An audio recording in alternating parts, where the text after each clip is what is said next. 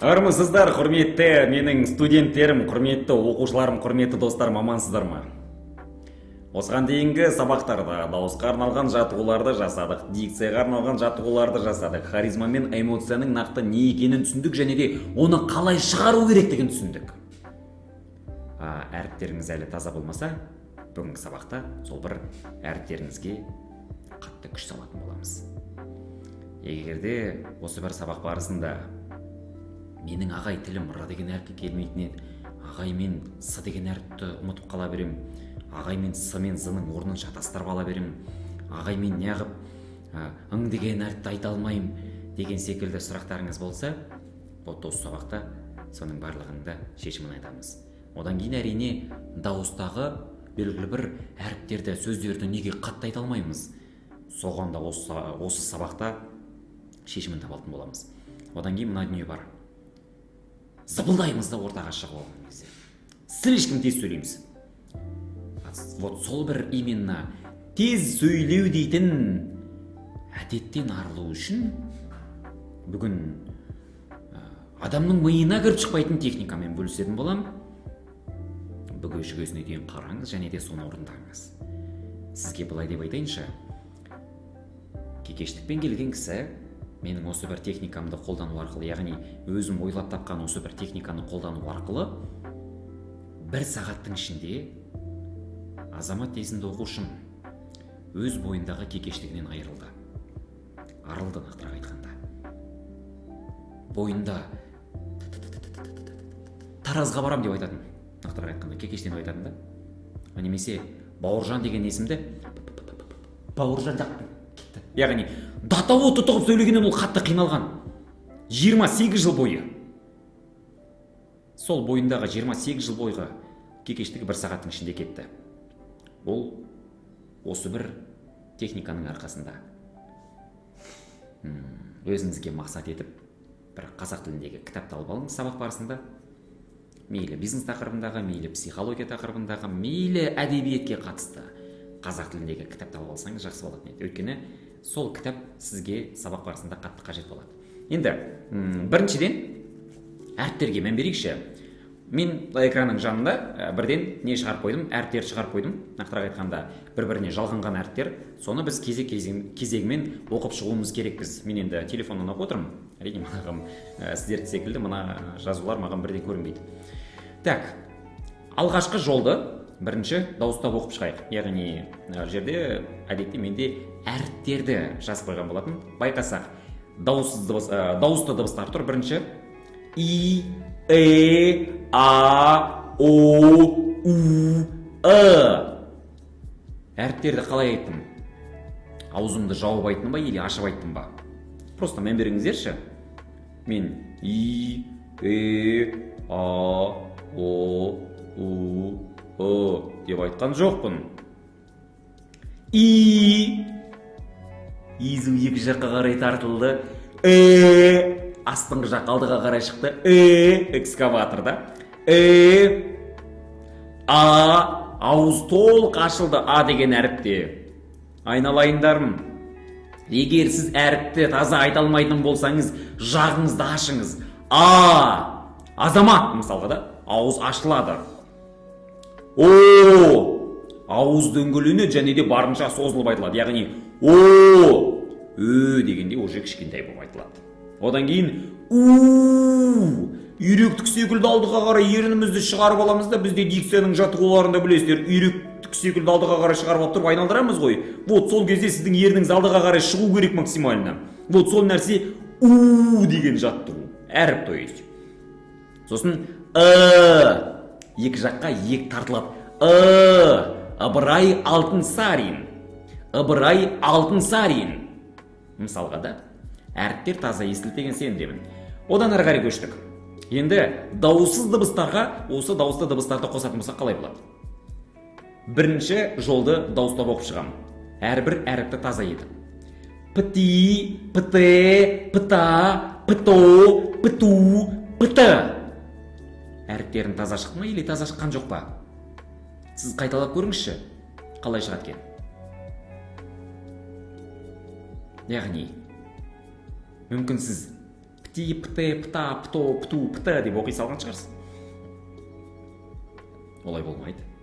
Бұл пти, пте, пта, пто, пту, пты деп оқылу керек. Яғни әрбір әріптер тап-таза болып тұрып, максимально қатты шығу керек. Егер сіз камераның алдында анық сөйлегіңіз келсе, онда әріптердің қатты шыққанына мән беріңіз. Одан ары қарай кеттік. Келесі әріптер, жуан әріптер. Бди, бде, бда, бдо, бду, бды. Шықты ғой да?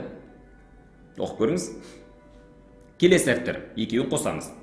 Пти, бди, пте, бде, пта, бда. Пто, бдо, пту, бду, пты, бды. Шығар алдыңыз ба? Шығар алмаған болсаңыз, жаныңызға ғана бірінші шығарып алыңыз, одан кейін барып келесі жаттығуларға, то есть келесі әріптерге көшеміз. Енді кпти деген әріптер, тоже мұнда уже 4 әріп, 3 әріп емес, 4 әріпті қосып оқимыз. Мен өмірге қайталаңыздар. Кпти, кпте, кпта, кпто, кпту, кпты. Әріптерді таза шығаруға тырыстым. Келесі. Гбди, гбде, гбда, гбдо, гбду, гбды. Әріптер таза шығаруға тырыстым. Сіз де әріптерді таза шығаруға тырысыңыз. Келесі, енді екеуісін қосып айтамын. Кпти, гбди, кпте, гбде, кпта, гбда, кпто, гбдо, кпту, гбду, кпты, гбды. Таза шығаруға тырыссаңыз жеткілікті. Одан әрі қарай бүткіл адамдар әйтеуір қиналатын әріптер осылар. Келесі жолға қараңыздар. Лри, лре, лра, лро, лру, лры. Алла шықты ма? Шықпады ма? Шықпаған болса, қазір үй жағдайындағы осы бір заттар арқылы әріптерді дұрыс шығаруға жаттығу жасаймыз. Келесі.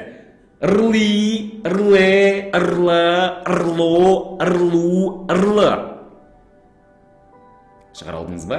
Именно р және де л әрпінде дұрыс шығаруға тырысыңыз. Келесі. Екеуін қосып оқу.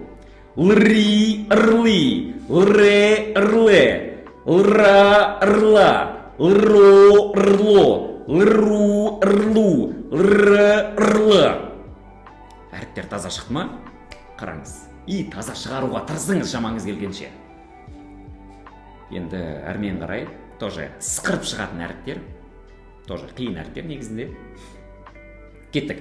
Вспи, вспе, вспа, вспо, вспу, вспы. Әріптерді таза шығаруға тырыссаңыз жеткілікті. Келесі. Взби, взбе, взба, взбо, взбу, взбы. Менің даусым неге қатты шықпайды десеңіз, осыларға просто қайталаңызда жасаңыз мені. Келесі екеуін қосып айтамын.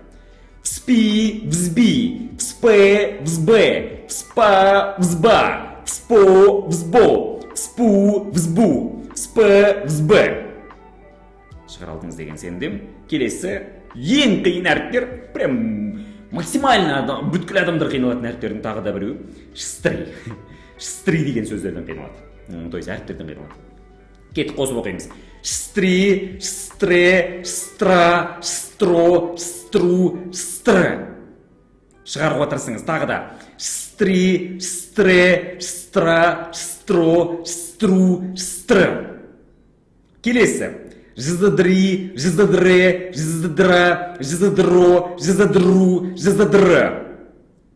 Әріптерді таза шығаруға тырысыңыз. Қиналып жатсаңыз бөліп оқыңыз. Яғни жизадри, жизадре, жизадра, жизадро, жизадру, жизадры. Барынша әріптер таза шықсын. Логопедиялық сабақта бұл нәрсе қаққан қағида болу керек. Келесі, екеуін қосып оқимыз. Шыстри, жизадри, шыстре, жизадре, шыстра, жизадра, шыстро, жизадро, шыстру, жизадру, шыстры, жизадры. Оқи алмадыңыз ба? Онда 100 рет қайталаңыз. Егер осы әріптерді қайталай алмаған болсаңыз, 100 рет қайталаңыз. Жаныңызды қинаңыз. бірақ бұл сізде шығады. Егерде сіз жақсылап тұрып жасайтын болсаңыз. Одан енді әрі қарай, бұл кішкене жеңілдеу деп ойлаймын. Кеттік. Пын-пытки, пын-пытке, пын-пытка, пын-пытко, пын-пытку, пын-пыткі. Қайтадан. Пын-пытки, пын-пытке, пын-пытка, пын-пытко, пын-пытку, пын-пыткі. Енді келесі. Бын-бытги, бын-бытге, бын-бытга, бын-бытго, бын-бытгу, бын-бытгі. Мен қалай айттым, тура солай шығаруға тырысыңыз. Кеттік, қайтадан. Бын-бытги, бын-бытге, бын-бытга, бын-бытго, бын-бытгу, бын-бытгі. Жеткілікті. Біз біршама әріптерді тазалап алуға тырыстық. Енді әрмен қарай осы бір сөздерді нақтырақ айтқанда кекештіктен арыла алмай жүрген, жылдам сөйлеуден қалай арылсам болады деп жүрген кісілердің барлығына мен мына жерге метроном деген приложениенің суретін шығарып қойдым. Вот сол бір приложениені телефондарыңыздан көшіріп алыңыздар. App Store'дан және де Play Market'тен скачать етсеңіздер алдыларыңыздан шығады. Тек қана жасыл значоктағы метрономды көшіріп алыңыздар. Енді бұл метрономның ішінде әртүрлі скоростар тұрады. Мен әдетте өзім мұнда 60 деп тұрса, 60-ты мен әдетте 90-ға шығарып қоям. 90-ға немесе 80-ге. Сіздерге 80 негізінде нормально. 80-ге қоям.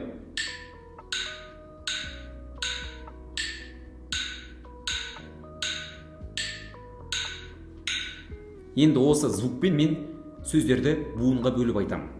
Алдыңыздағы кітапты, қазақ тілінде кітапты алып алдыңыз ғой. Вот соны қолыңызға алыңыз да буынға бөліп оқыңыз.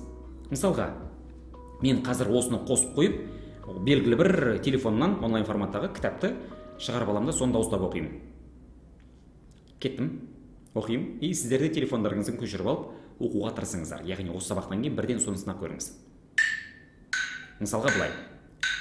Ауыл үйдің арасында көрікті қыз аз емес. Гүлмира солардың бәрінен бөлек. Үлбір жүзіне қарақат жанары бүлдірген еріні жайбарақат аңтарылған кірпіктері шақтап тартылған. Кітабыңыз ашқан болсаңыз, целый бір 10 бетін негізге алып, 10 бетті метрономмен оқып шығатын болсаңыз, жылдам сөйлеуден 100% айтам арыласыз.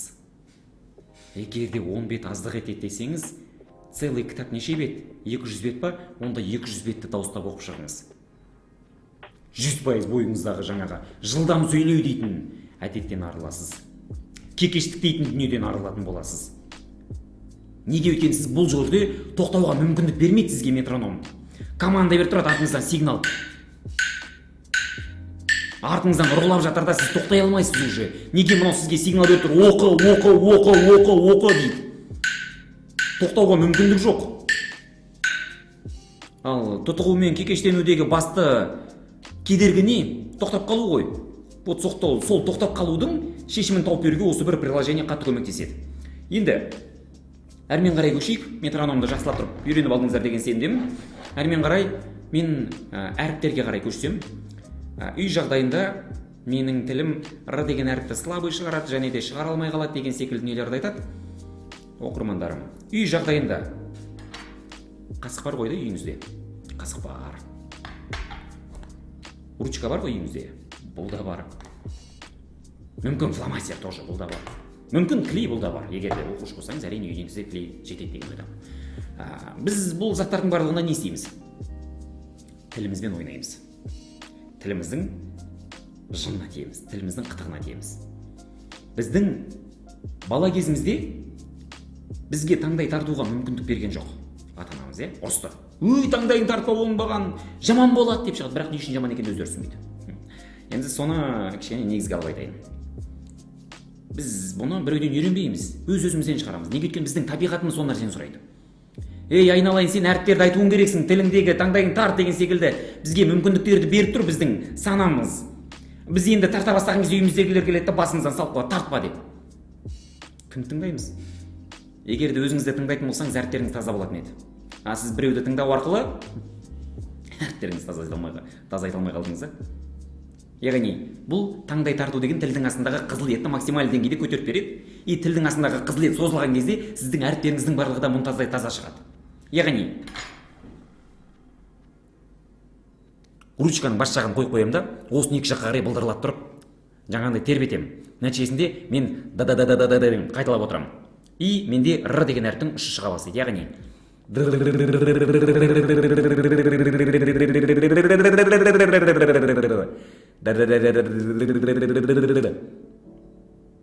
жасап көріңіздер, қайталап көріңіздер. Тілдің астына ұстайсыз, екі жаққа просто билетесіз. Қасықпен жаңағы ручкамен жаттығу жасап алған болсаңыз, егер р деген әріп шықпай жатса, мына қасықтың ұшын тілдің ұшына қарай, то есть астың жағына қарай қойып аласыз да, осыны алдыға қарай сермейсіз. Және де сермеу барысында сіз д деген әріпті айтыңыз. Яғни дыр, дыр, дыр, дыр, дыр. Тіл дірілдеу керек те, бүйтіп сермеу керек. Вот сол нәрсе біздегі тілдегі р деген әріпті шығарады. Мұнаумен сермейсіз, мұнаумен алдыға қарай шығарасыз. Мүмкін р деген әріпті үй жағдайындағы осы бір құралдар арқылы шығарамыз. Мен шыны керек 8 жастағы ауылдағы көршімнің баласының тілін сөйтіп шығардым. Үйінде не бар, соның бәрін тауып келіңдер дедім да, сол арқылы шығардым. Қасықпен және де ручкамен. Ал с деген әріпті айтуға қиналып жүрген кісілер болса, сіздерге былай деп айтайыншы, мына жұдырықты түйген кезде, мына жерге бірінші иегіңізді тақайсыз, яғни иекті тақайсыз, үрлеген кезде жел мынаған тию керек, яғни деген кезде жел мынаған тию керек. Егер де сізде жел мынаған тимейтін болса, яғни айналаға мына жаққа қарай ұшып кететін болса, то есть жел прямой астыға қарай түспей айналаға ұшып кететін болса, уже бұл сіздегі қиындық, нақтырақ айтқанда с деген әріпті айта алмау. Бұл үшін не істейміз? Үйдегі белгілі бір зубочистканы аузыңызға тістеп қойып, немесе сіріңкені ауызға тістеп қойып тұрып, сылдап жүру. Нәтижесінде күніне бір 15 минут уақытыңызды соған бөлетін болсаңыз, с деген әріпті мұнтаздай тап-таза қылып тұрып шығарып аласыз. Одан кейін барып л деген әріпті шығару. Л деген әріпті шығарудың екі жолы бар. Егер де мен алла деп айтатын болсам, тілімді тістеп тұрып шығарамын да, яғни алла. Ал бұны жіңішке қылып шығаруға болады. Алла. Егер де тіл таңдайға қарай тақалып тұрып түсетін болса, онда бұл жіңішке л болады. Ал бізге қажеті әрине ең оңайы жуан л, яғни л. Мысалға да л, алма, алма, алматы, алматы, алматы емес та, алматы бөлек, алматы бөлек. Ал бізге ең қажеті әрине жуан л. Түсіндіре алдым деген ойдамын. Бүгін мен осы бір логопедиялық сабақта әріптерді дұрыс айтуға қатысты дүниелердің барлығын ақтарып шықтым. Сізге қажет осы болған. Бұны әрмен қарай соза беретін болсам әрине өткізе беремін. Мен қазір ең қажет деп санайтын нәрсенің барлығында сіздерге түсіндіріп өттім. Осыны үй жағдайында жасаңыздар. Мына бір р деген әріпті неше уақыт жасайын десеңіздер, 15 күннің ішінде тап-таза етіп шығарып аласыз. Күніне 1 сағат уақытыңызды тек қана мынаған арнаңыз. Және де артикуляциялық жаттығулар жасаңыз. Артикуляциялық жаттығулар жасап, тіліңізді қыздырып алдыңыз, беттің барлығында қыздырып алдыңыз, және де мынаны сермедіңіз. Тіліңіз ойнап тұрған кезде сермейтін болсаңыз, тіліңізге әрине жеңіл болады. Бүгінгі сабақ осы. Сіздермен бірге болған мен Әлішер Теменов. Сау саламат болыңыздар, аман болыңыздар, сау болыңыздар.